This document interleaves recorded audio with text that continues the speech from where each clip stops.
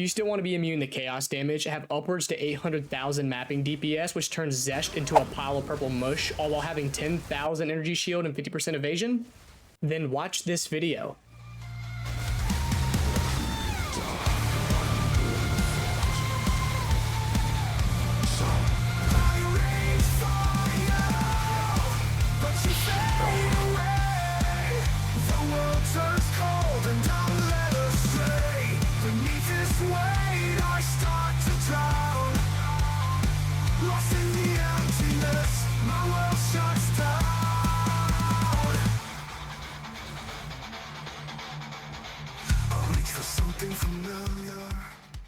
What's going on, guys? Today, I've got my new and improved Chaos Inoculation Monk to where we managed to push the damage and the defenses even further. So with that, let's get into the giveaway announcement.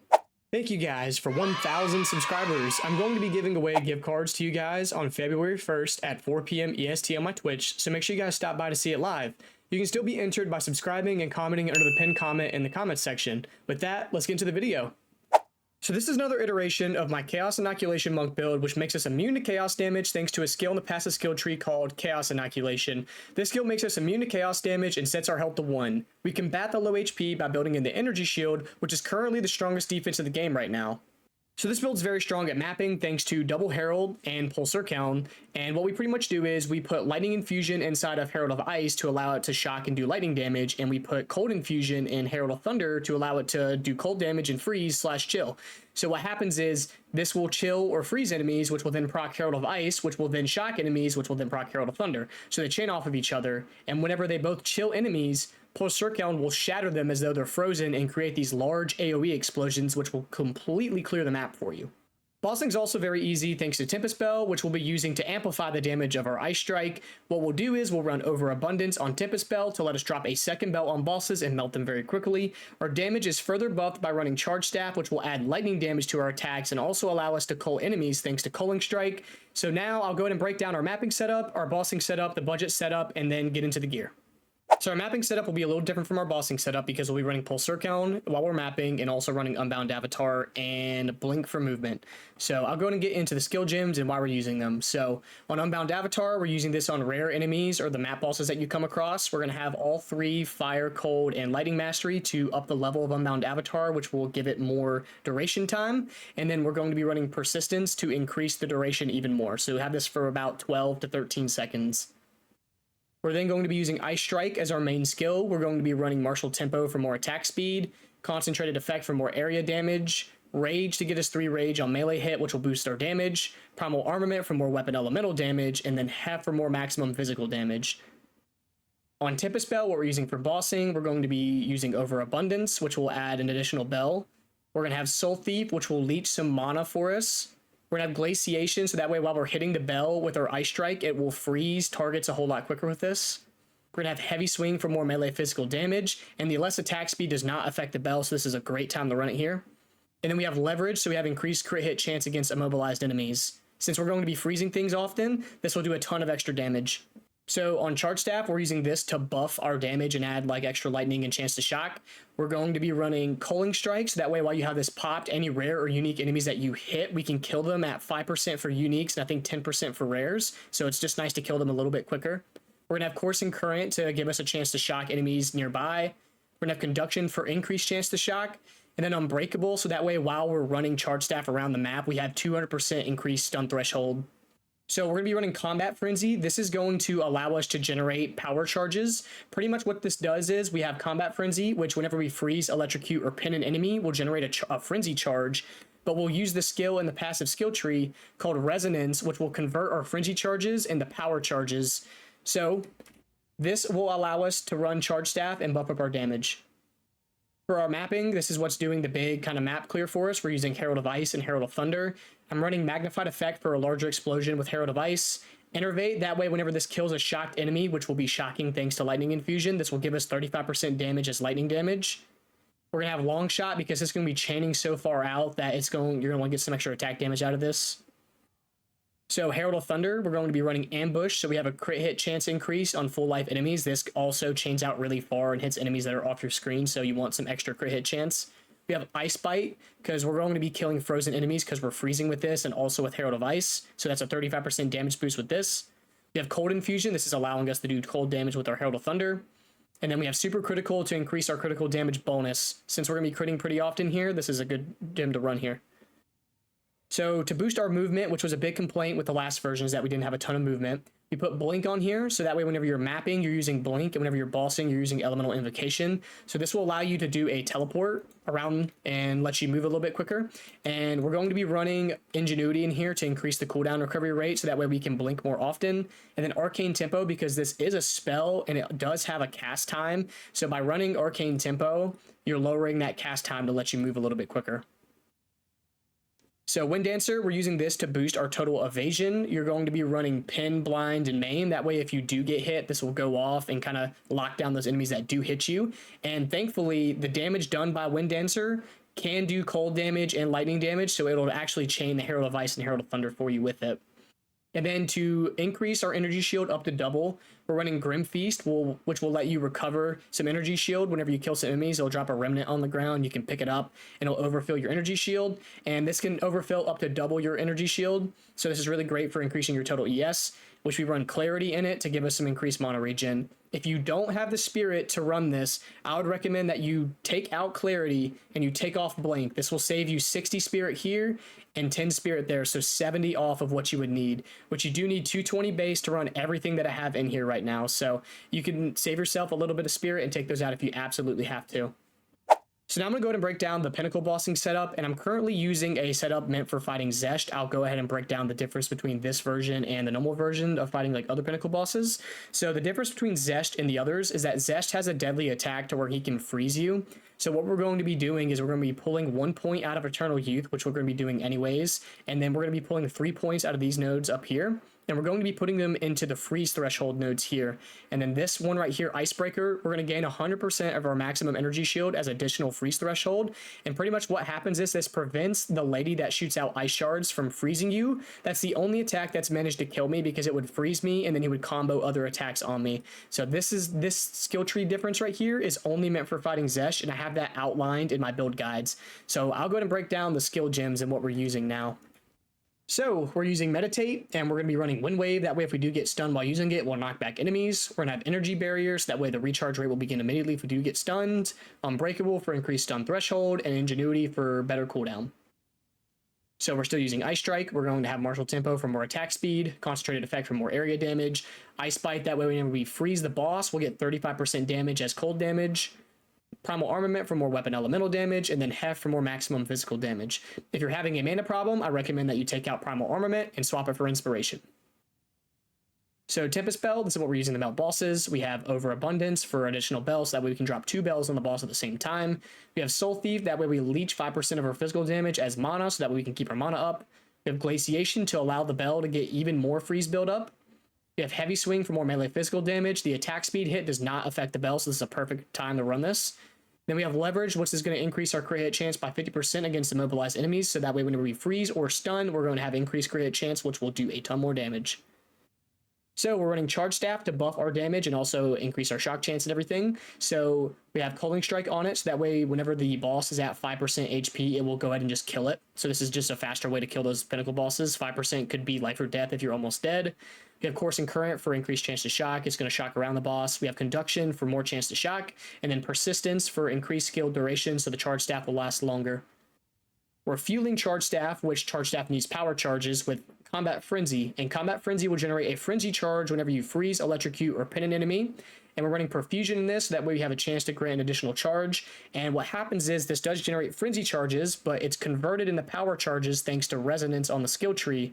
So you can turn off Herald of Ice because we're not going to be freezing or shattering, like killing an enemy. So Herald of Ice is not needed for here. I'm just kind of lazy. I'll leave it on because I have the Spirit for it. But if you don't have the Spirit, you can swap this out. We run Herald of Thunder because we're still shocking the boss. So Super Critical to increase the crit damage bonus because we do crit pretty often. You have Lightning Mastery to up the level of it. We have Lightning Infusion to get some extra lightning damage. And then Maim, so that way we maim the boss, which will slow down its speed. We're running Elemental Invocation in place of Blink. This is what we're using to debuff the boss with Eye of Winter. And what happens is you bind this to a button, you'll build up some charge, and you hit that button, and it will cast Eye of Winter. Now, we swapped out this for Cast on Shock because Cast on Shock was proccing way too often, and it was draining our mana. So no more cast on shock, we're running Elemental Invocation. So something to note on your Eye of Winter, make sure it is the lowest possible level that you can get it, because we're only using it to inflict critical weakness, which will be increasing our crit hit chance, and it stacks 0.5% up to 20 times. So you're gonna have 10% increase crit hit chance on the enemies. So make sure it's low level, so that way you're not, its mana cost goes up if you level it up. We're running energy retention, so that way we have a chance to refund half of the energy on use. We're gonna have impetus, that way it increases our energy gain. And then scatter shot, that way it'll fire 2 additional Eye of Winters whenever we use this to inflict that critical weakness quicker. On Wind Dancer, we're still using this to increase our evasion. We're running Pinned and Blind. I took Maim off it and put it on Herald of Thunder, but you could leave it here, just because if we do get hit, it's going to go off, pin, blind our enemies, and it's increasing our evasion. And then we're swapping out Grim Feast for Ghost Dance because we're not killing enemies to generate remnants for Grim Feast. So Ghost Dance will allow us to recover part of our energy shield equal to 5% of our evasions. This is something you can run while you're bossing. And I still run Clarity in here so that way we can increase the mana regen. Same thing. If you don't have the Spirit, take out Clarity or turn off Ghost Dance. I would definitely recommend that you keep Elemental Invocation either way. So for the budget version of the skill gems, if you don't have, let's say, like the last links that you need right here, I would totally recommend that if you're mapping or bossing, you can just chop off one of these. If I had to pick for Ice Strike, if you're mapping, you can take off Rage. If you're bossing, you can take off either Heft or Primal Armament. Either one will do. And if you are mapping for Tempest Bell, I would recommend that you take off Glaciation. And honestly, same thing for bossing. I would also just leave off Glaciation. So now I'm going to break down the skill tree. This is the mapping setup. If you want to see the bossing or the budget setup, go reference the Mobalytics or the max roll in the description. I'm going to go ahead and zoom out. That way you guys can see, for those who just want to pause and copy exactly what I have. I'm going to break it down, but if you would just rather copy it, I'll let you guys do that. So here's this section right here. Here's this upper section up here. Here's this lower section down here. And then the most important part of all this is this gem. So make sure you get this gem with the medium large ring if you are just copying. And I'll go ahead and hover over the other gems real quick. I'll break these down in detail during the video, but this is just if you want to copy it. This is a time loss with a large radius to increase the area that it's affecting. This is just a gem with mana on kill. This is just an increased damage and attack speed and crit hit. This is increased crit hit chance, attack speed, damage. And yeah. All right, now I'm gonna go ahead and break down everything. So now I'm gonna go and break down the Ascendancy Tree. We're gonna be using Lead Me Through Grace to gain all of our spirit. This is the skill that is fueling us to give us 224 spirit. So what happens is you get 1 spirit per 6 ES on your body armor and 1 spirit per 15 EV on your body armor, and you can no longer gain spirit from your equipment. So if you have the unique ring that gives you spirit, or if you have an additive on your body armor or your amulet, it will no longer affect your spirit pool. So make sure that you're getting a body armor with a really high EV or ES or a hybrid of both. We go for Eye in the Blizzard to get 10% extra cold damage and create chilled ground. And then we have Unbound Avatar. This is giving us a really high burst DPS. And then we're having Sunder My Enemies, so that way our crits will ignore the monster elemental resistances. So for the skill tree, as you're starting off, if you go for Chaos Inoculation, I would recommend that you grab these nodes as fast as possible, because they're going to be increasing your maximum energy shield, and once you're at 1 HP, you want this as high as possible, so make sure you're getting these nodes right here, and then these nodes right here. This node's very important because your stun threshold is based off your life, and since we now have 1 life, you're going to want to have this to give us some actual stun threshold, because if not, you're going to be getting stunned like crazy. So this is a really important node to have. I would then make sure to move towards Resonance, because Resonance is going to be converting our Frenzy charges into power charges, so we can use Charge Staff. You get all these crit nodes because crit chance is going to be playing a big part in your total damage, so make sure you're grabbing those up. I grab this node up here, and let me go and take out this jewel because it's kind of messing with the numbers a bit. Let me just show you guys the base value of these.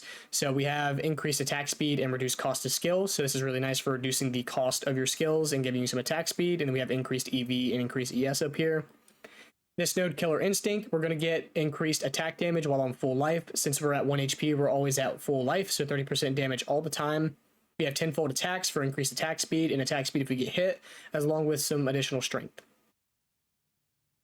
So you want to be picking Eternal Youth. Eternal Youth, whenever we're mapping, is allowing us to heal our energy shield with our life flask. So that way, if we do get hit and we need to kind of panic, rather than waiting for it to recharge, you can just use your flask and it'll heal it. Make sure to take this off if you're using Meditate, because this will not allow Meditate to heal your energy shield. So as we move up this way, I've picked these crit nodes. And then I'm also picking Thin Ice because it's going to increase our damage by 50% against frozen enemies and also increase our freeze buildup. So whenever you're freezing things, it's going to do a ton of increased damage. I've also grabbed Chaos Inoculation because that's what's making us immune to chaos damage. And I've reached out and grabbed this last jewel node right here. So as you move down, I'm grabbing some more crit nodes right here, and we're dipping into the quarterstaff stuff right here. So we have bonus dex and increased crit damage bonus with the quarterstaffs and accuracy, and that's attack speed with quarterstaffs. We're getting this node right here for increased attack speed and then knocking back enemies if we get a crit hit. And this node is really important, one with the river, because we're going to be getting 30% increased defenses while looting a staff.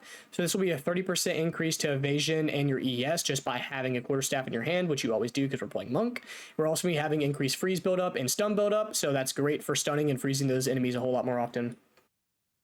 So I elect to go with these Herald nodes down here. We get increased lightning damage while affected by Herald of Thunder and cold damage while affected by Herald of Ice. So this is all the time. So really nice damage boost right here. And if you don't have enough spirit and you still need a little bit more, there's these reduced reservation nodes right here. This will reduce the cost of Herald of Ice and Herald of Thunder. This can net you a couple more spirit if you absolutely need it. And what we're doing is we're grabbing these last couple crit nodes, of course, right here, and we're moving into here. And you can see I have this unique jewel, and it's the Controlled Metamorphosis Diamond. And what it does is it creates this dual ring that allows you to pick nodes within that ring. So we've managed to grab Falcon Technique for increased attack speed. We've got the Proficiency for extra dex. We have Maiming Strike to increase our attack damage and let our attacks maim on hit. And then we have Escape Velocity for increased movement speed and evasion. So something important to note about the jewel is that it has to be a medium-large ring to get the nodes that we have picked, and that you want to get one with as low value to minus to all elemental resistances as possible, because this is going to be taking down your total elemental resistances, so it can be a bit tough if you're kind of struggling to cap out your resistances with some extra. The Chaos Res doesn't matter since we are currently immune to it. So I will link this jewel in the description for you guys to click on. It is quite expensive, but this isn't a budget build this time. We're going all the way in on this one. So for the jewels, something I wanted to note was in this area over here, I had this Time Lost. Whenever I first got this Time Lost, it was very cheap. I got it for maybe like 30 to 40 exalts. Now I've heard that it is very expensive. It's a large radius one, and what these Time Lost jewels do is that the nodes in the radius that you have picked that will grant additional bonuses. So small passes are going to get increased damage with quarterstaff. So you can see like right here, it has 2% increased damage with quarterstaffs, and then notable passives are going to be granting me 5% increased crit hit chance for attacks. So this is a notable. They're the big ones right here. You can see I've gotten 5% increased crit hit chance. Same for here. So same for here. So make sure if you have the currency to pick these up, these are great if you can put it like right here because you have a ton of nodes right here. For the other jewels, I recommend that you get one with increased, recover 2% mana on kill and also increase maximum energy shield as well. But the 2% mana on kill is going to help you when mapping to kind of, fuel your mana, make sure that you're okay with it. And then I have increased maximum energy shield to increase my ES. The bottom two on that were kind of dead, but that's just what I could get at the time. For the rest of these, I recommend getting any jewel that has crit hit chance, crit damage bonuses, attack damage, damage to quarterstaffs, or attack speed. All of these are going to be very useful for boosting your DPS. This plays a huge part in increasing it. The most important one that I would say is the increased crit hit chance and the increased crit hit bonus. That is going to massively boost your damage. Same for here. You can see I've gone for crit hit chance, attack speed, damage to quarterstaffs. I don't think the projectile damage affects us. And then, of course, we have the Controlled Metamorphosis Diamond. So now I'm going to go ahead and break down the gear. One thing to note is you do not need either of these pieces of uniques. They are not necessary. The Hoa is going to boost your damage massively, but you can supplement these with a nice pair of rare gloves that give you attack speed or added cold damage. So you can completely make it work if you don't have these. The Ingenuity belt, especially if you don't have one with a massive increase. If I take it off, you see I'm only losing 18k damage, so it's not that big of a deal. So For the quarterstaff, I'm running one with really high physical damage and then increased elemental damage with attacks. The increased elemental damage with attacks won't necessarily show up if you're using a kind of tool to search DPS, but I promise you this is going to give you probably the biggest boost besides physical damage. You have also increased attack speed, and I've also got increased intelligence. If you can get a quarterstaff with increased crit hit chance, that is probably your best option. I just haven't managed to find one within my price range. So, of course, I'm running Hoa. Hoa is going to be given increased attack speed per 25 dex and adding lightning damage per 10 intelligence. So this is huge for boosting damage. If I take it off, you see I lose quite a bit of damage. So this is really important to have, but if you don't have it, you can absolutely still make it work. On the belt, like I said, I'm running the Ingenuity. You can totally, sub this out for a belt that's giving you like max mana and some extra resistances or an extra charm slot. So like I said, not necessary, but I do have it on. On the robe, I am running Energy Shield, and I'm also increasing it as much as possible, so that way we get as much boost from Lead Me Through Grace as possible. So try to get one with as high number of ES, EV, or hybrid of those two. I'm also running Added Intelligence to boost my mana and the damage with Hoa, and then, of course, filling out my unnecessary resistances. On the helmet, I've elected to go with a hybrid EV-ES because getting near 50% evasion is huge whenever you're mapping, so you're getting hit less often. So I've tested with pure ES and without, pure ES, and I can confidently say that getting a hybrid is the best bet here. So you want to get increased crit hit chance on your helmet because it's going to boost your damage. You can see I have 218,000 there. If I take this out, I have 208,000, so that's a 10k difference, so a nice boost to damage. I have increased rarities to increase my drop chances, and I have the necessary resistances filled out. I do wish this number was higher, but this is what I could get at the moment. On my boots, I'm running increased movement speed, so that way we move around as fast as possible. I have max mana to increase my mana, and then I have my resistances filled out. If you could replace the reduced attribute requirement with added dex or added intelligence, that would be really nice. And I would also go for this one as EV, but you could also get by doing this as a hybrid EV-ES or just pure ES. For the amulet, I'm allocating with Storm Charge right now to boost my damage. If you would rather have more defenses, you could get an amulet with Patient Barrier, which will increase your energy shield. So you can see right now I have 4,600. If I swap to this one, I now have 5,400. So you can pick and choose which one you would rather have. I like to go with the one with more damage, but you could totally go with more energy shield if you want. So important things to note on the amulet outside of that is the increased evasion and the increased maximum energy shield. This is going to increase your defenses massively. If I take this off, I go down to 46, and then I have 4,000 energy shield. So I would definitely try to get those on here. I have increased crit hit chance because this is buffing my damage up. You can see that I have 218,000. If I take this off, I have 194,000. So definitely make sure that you're getting increased crit hit chance. I have added intelligence. You could go with, added dex or to all attributes here. The intelligence is boosting our mana and our damage with Hoa. And then I have increased mana regeneration rate, so that way our mana regens quicker to fuel us whenever we're mapping or bossing. So with my first breach ring, I've gone with increased cold damage on here. And what's key is I have quality for cold modifiers from the breach stuff. So my cold res on here is being bumped, and so is my cold damage to further increase my damage. I have increased rarity to get better drops, and then I have mana regeneration to get my mana back quicker. The leech is kind of a dead stat, and then I have plus 13 to maximum mana. On this breach ring, I'm running added cold damage. If you can get rings that have increased cold damage and added flat cold damage, that's going to give you the most damage as possible. They are quite expensive, so get what you can. I have added stats, and then I have some resistances. Try to get them resistances as high as possible. Fill them out no matter what. If I'm running Pulse Circ Count, I am at max resistances. If I'm not running Pulse Circ Count, I'm not at max resistances. So it's just making sure to get what you can to fill out your resistances.